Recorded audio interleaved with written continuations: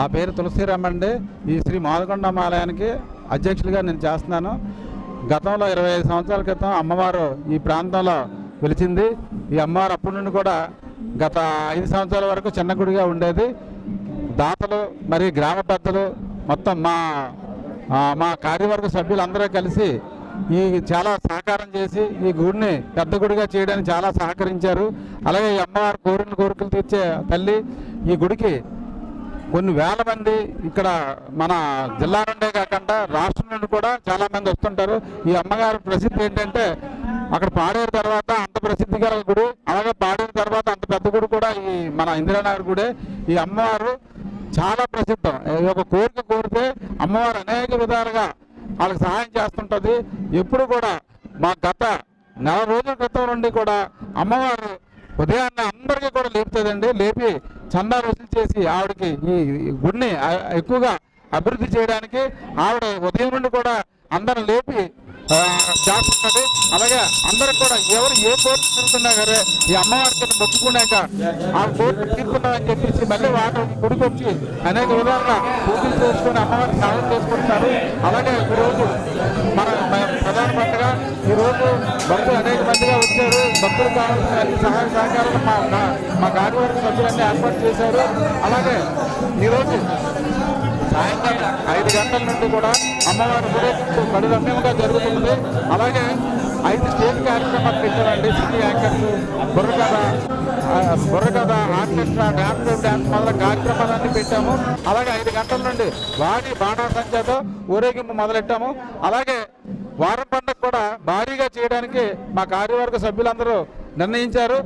నెల పండుగ వచ్చే నెల 17/7/2018 మంగళవారం చేయడానికి నిర్ణయించాము.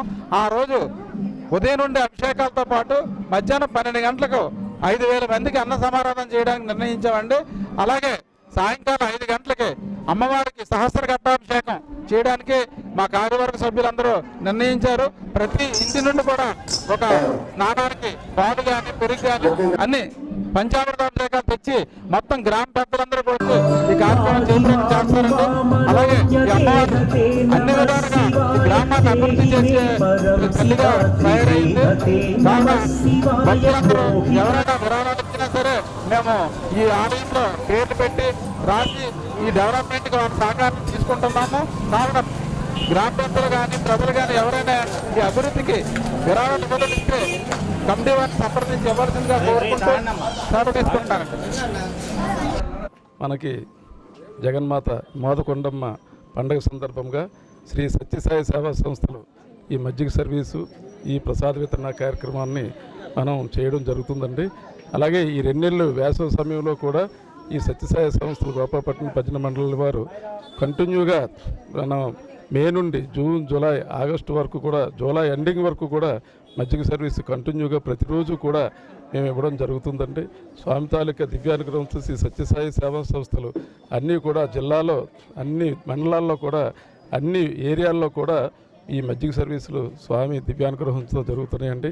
దాంట్లో భాగంగానే ఈ అమ్మవారి పండుగలకి ఇక్కడ మాదకొండమ్మ గుడి, అలాగే మనకి కింద మన చంద్రనగర్, ఎలపవానిపాలెం ఏరియాల్లో ఉన్నటువంటి మన పరదేశమ్మ గుడి దగ్గర కూడా ఇదే మజ్జిగ సర్వీసెస్ ఈ సత్యసాయి సంస్థలో చేపట్టడం జరిగింది.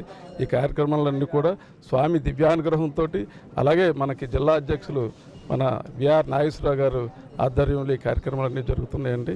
ఈ కార్యక్రమాలన్నింటికీ కూడా స్వామి తాలూకా దివ్యానుగ్రహాన్ని ఇచ్చి ఈ సేవా కార్యక్రమం ముందుకు నడిపించాలని కోరుకుంటున్నాం. సాయిరామ్ అండి.